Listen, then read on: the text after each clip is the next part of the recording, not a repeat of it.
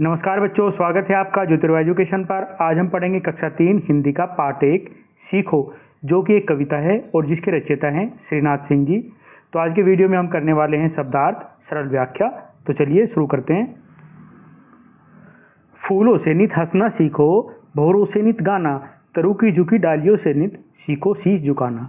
शब्दार्थ: नित मीन्स हमेशा या फिर रोजाना, रोज। भौरो मीन्स भंवरे, जैसे कि यहाँ पर पिक्चर में दिखाई दे रहे हैं, इनको बोलते हैं भंवरे। गाना मतलब गीत गाना या फिर गुनगुनाना। तरु मीन्स पेड़, और झुकी डालियाँ नीचे झुकी हुई शाखाएं, जैसे यहाँ पर ये दिखाई दे रही हैं। जब पेड़ के ऊपर फूल और फल आ जाते हैं तो उसकी टहनियाँ नीचे की तरफ झुक जाती हैं, तो उन्हें बोलते हैं झुकी डालियाँ। और शीश मतलब होता है सिर। तो पहली लाइन है, फूलों से नित हंसना सीखो, भौरों से नित गाना। तो यहाँ पर कवि कहते हैं कि हमें फूलों की तरह हमेशा खुश रहना चाहिए और भंवरों की तरह मीठे गीत गाने चाहिए। फूल हमेशा सुंदर और खिले हुए रहते हैं, उन्हें देखकर हर किसी को खुशी मिलती है, इसलिए हमें भी हमेशा मुस्कुराना चाहिए और दूसरों को खुश रखना चाहिए। भंवरे फूलों के पास गुनगुनाते रहते हैं, वे कभी उदास नहीं दिखते, उनसे हमें खुशी खुशी अपना काम करना सीखना चाहिए। जैसे जब बच्चा हंसता है तो घर में सब खुश हो जाते हैं। अगर हम स्कूल में मुस्कुरा कर जाएंगे तो हमारे दोस्त भी खुश होंगे। फिर दूसरी लाइन है, तरु की झुकी डालियों से नित सीखो शीश झुकाना। यहाँ पर कवि कहते हैं कि पेड़ की डालियाँ फलों और फूलों से भरकर नीचे झुक जाती हैं, वे कभी घमंड नहीं करते हैं। कवि कहते हैं कि हमें भी नर्म और विनम्र बनना चाहिए, बड़ा बनने पर हमें दूसरों का सम्मान करना चाहिए। तो यहाँ पर कवि कहते हैं कि जब हमें कोई उपलब्धि प्राप्त हो जाती है तो हमें घमंड नहीं करना चाहिए। जैसे पेड़ की डालियाँ जब उनके ऊपर फूल और फल आ जाते हैं तो वो नीचे की तरफ झुक जाती हैं, मतलब इसका मतलब है कि वो विनम्र हो जाती हैं और भी दूसरों का सम्मान करने लगती हैं। तो इसी तरीके से हमें भी अपने गुरु का, अपने शिक्षकों का, अपने माता पिता का, अपने बड़ों का हमेशा सम्मान करना चाहिए, हमें कभी घमंड नहीं करना चाहिए। सीख हवा के झोंकों से लो, कोमल भाव बहाना, दूध तथा पानी से सीखो मिलना और मिलाना। शब्दार्थ: हवा के झोंके मतलब ठंडी हवा, कोमल नरम, भाव प्यार और सच्चे विचार, बहाना फैलाना, तथा और मिलना साथ रहना, मिलाना जोड़ना। तो यहाँ पर कवि कहते हैं, पहली पंक्ति है कि सीख हवा के झोंकों से लो, कोमल भाव बहाना। तो कवि कहते हैं कि हवा हमें प्यार और मिठास फैलाना सिखाती है, ठंडी हवा हमको अच्छा महसूस कराती है, वह बिना भेदभाव के सबको राहत देती है। उसी तरह हमें भी अपने अच्छे विचार और प्यार सबके साथ बांटना चाहिए, हमें सबके साथ प्यार से बात करनी चाहिए और किसी को दुख नहीं पहुंचाना चाहिए। तो यहाँ पर कवि कहते हैं कि हवा सबके लिए समान रहती है, चाहे कोई गरीब हो, अमीर हो, है ना। तो इसी तरीके से हमारा व्यवहार भी सबके साथ में समान रहना चाहिए, सबके साथ हमें प्यार और मोहब्बत से बात करनी चाहिए, सबके साथ में हमें दयालु और अच्छे भाव रखने चाहिए। फिर दूसरी लाइन है, दूध तथा पानी से सीखो मिलना और मिलाना। यहाँ पर कवि कहते हैं कि दूध और पानी की तरह हमें भी मिलजुल कर रहना चाहिए। जैसे आपने देखा होगा, अगर आप दूध में पानी मिला दोगे तो आपको पता नहीं चलेगा कि दूध और पानी अलग अलग है या एक साथ में मिले हुए हैं। तो इसी तरीके से हमें भी सभी के साथ मिलजुल कर रहना चाहिए। जब दूध और पानी मिलते हैं तो वे एक हो जाते हैं, वे अलग अलग नहीं रहते। कवि कहते हैं कि हमें भी सभी लोगों के साथ मिलजुल कर रहना चाहिए। जैसे बच्चे खेलते समय मिलकर खेलते हैं, वैसे ही सभी से दोस्ती करनी चाहिए। सूरज की किरणों से सीखो जगना और जगाना, लता और पेड़ों से सीखो सबको गले लगाना। शब्दार्थ: सूरज की किरणें मीन्स सूर्य का प्रकाश, जगना उठना, जगाना दूसरों को उठाना, लता बेल और गले लगाना मतलब प्रेम करना।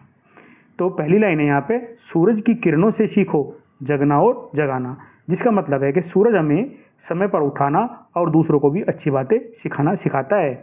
सूरज सुबह निकलकर पूरे संसार में रोशनी फैलाता है, वह सबको जगाता है और काम करने की प्रेरणा देता है। हमें भी आलस नहीं करना चाहिए और दूसरों को भी अच्छी बातें सिखानी चाहिए। फिर दूसरी लाइन है, लता और पेड़ों से सीखो सबको गले लगाना। तो जिसका मतलब है कि पेड़ पौधे हमें सबके साथ प्रेम से रहना सिखाते हैं। लताएं पेड़ों से लिपट कर रहती हैं, वे प्रेम और अपनापन दिखाती हैं।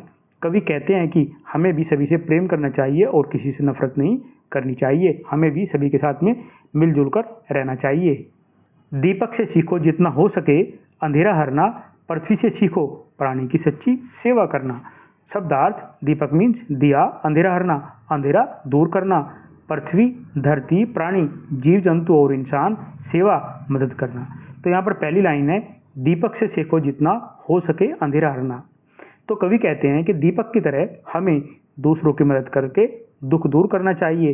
दीपक खुद जलकर दूसरों को रोशनी देता है, वह अंधेरा दूर करता है, उसी तरह हमें भी दूसरों की मदद करनी चाहिए और उनके दुख दूर करनी चाहिए।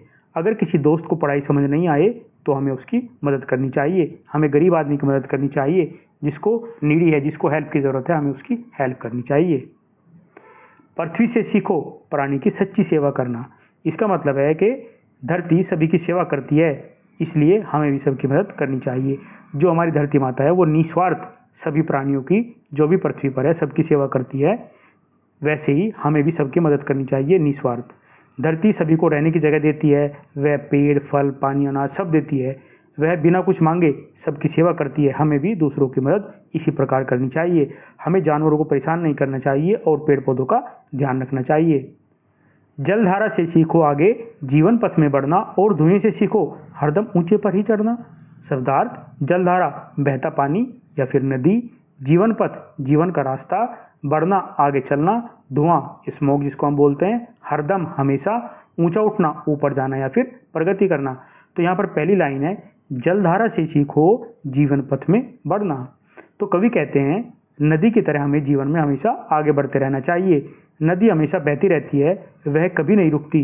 रास्ते में पत्थर आने पर भी आगे बढ़ती रहती है। हमें भी कठिनाइयों से डरना नहीं चाहिए। अगर पढ़ाई में गलती हो जाए तो दुखी नहीं होना चाहिए, मेहनत करते रहना चाहिए। तो यहाँ पर कवि कहते हैं कि जैसे जलधारा नदी हमेशा आगे की तरफ ही बढ़ती है, चाहे उसके रास्ते में कितनी भी पत्थर जैसी कठिनाई आ जाए फिर भी वो रुकती नहीं है।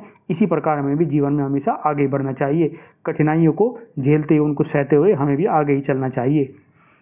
फिर दूसरी लाइन है, और धुएं से सीखो हरदम ऊंचे पर ही चढ़ना। यहाँ पर कवि कहते हैं कि धुआं हमेशा ऊपर ही जाता है, इसलिए हमें भी जीवन में आगे बढ़ने की कोशिश करनी चाहिए। मीन्स हमें भी आगे जीवन में प्रगति करनी चाहिए। कवि कहते हैं धुआं हमेशा ऊपर की ओर उठता है, वह नीचे नहीं रहता। हमें भी जीवन में आगे बढ़ने और ऊंचा बनने की कोशिश करनी चाहिए। हम अच्छे काम करके बड़ा इंसान बनने की कोशिश करनी चाहिए। तो बच्चों, एक बार पूरी कविता का मीनिंग देख लेते हैं। जो सीखो कविता है वो श्रीनाथ सिंह जी द्वारा लिखी गई है। इस कविता में कवि ने प्रकृति के चीज़ों से अच्छी बातें सीखने की शिक्षा दी है।